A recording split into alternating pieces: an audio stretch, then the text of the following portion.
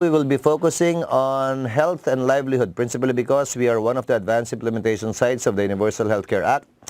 And I'm a firm believer in agriculture, and I will prove and hopefully be able to prove that indeed agriculture is a sustainable and definitely rewarding field and profession that should be engaged in by most provinces in our country.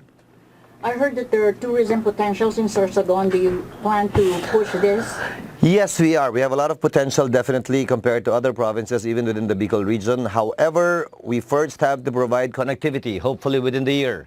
We will be able to provide sufficient and adequate connectivity in order to attract more tourists to our sites. But then again, tourism is not only about the sites, the beaches, the different sites you can show. It's actually about the story you can tell. And that's what we would want to do. Tell the story about Sorsogon, the Sorsoganons, to attract them, to enable them and to encourage them to travel thousands of miles, not only to see the place, but to meet our people as well.